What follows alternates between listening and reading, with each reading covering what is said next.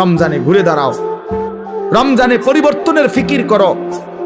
আমার বাপ, আমার ভাই, আমার ছেলেরা, নিজেদেরকে রহম করো, রমজান সুন্দর করো, রমজানে গুনাহ ছেড়ে দাও, রমজানে আল্লাহর ইবাদতে লাগাও। 20 রাকাত তারাবি পূর্ণ পড়ো, প্রতিদিন রোজা ঠিক মতো রাখো, বরকত হবে। 5 ওয়াক্ত নামাজ জামাতে পড়ো ভাইয়া। কেন নষ্ট হইলা? খেয়ে তোমারে মূল্যায়ন করে। তোমার এই চুল, তোমার এই প্যান্ট কোন ছাগলে দেখে?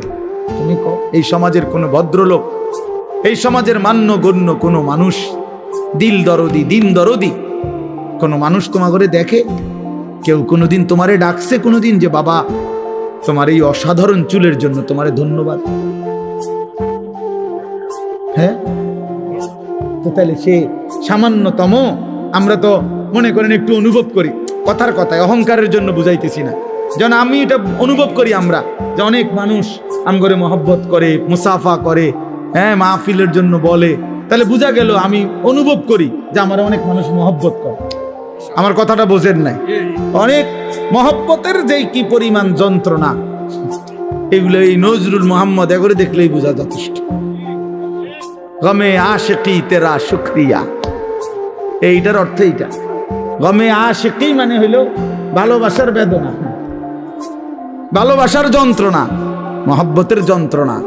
আল্লাহ তেরা শুকরিয়া মানে বুঝায় যে তোমার রাস্তায় যতবার যত দুঃখ পেয়েছি, তোমারে ভালোবাসতে গিয়ে সবকিছুর জন্য তোমার শুকর যে আল্লাহ তোমার রাস্তায় দুঃখ বেদনা জামিলার মিলছে।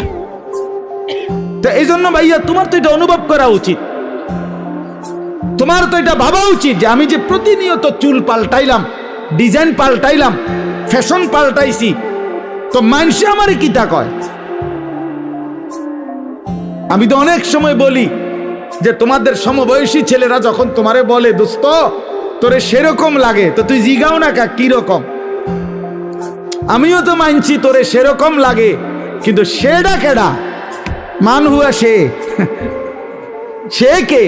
যার মতো তোমারে লাগে নিশ্চিত খবর নিলে দেখবা ফুট্টাখোরের মতো লাগে, গাঞ্জাখোরের মতো লাগে, নেশাখোরের মতো লাগে, জুয়ারির মতো লাগে, লম্পট চরিত্রহীনের মতো লাগে বেটা, ইমানদারের মতো লাগে না, জুনায়েদ বাগদাদির মতো লাগে না, বাইজিদ বোস্তামির মতো লাগে না, কোন আল্লাহওয়ালার মতো লাগে না বেটা, কোন হারামখোরের মতো মনে হয়, কোন বাবাখোর ডাইলখোর ছাড়া, নেশাখোর ইয়াবাখোর ছাড়া অন্যদের মতো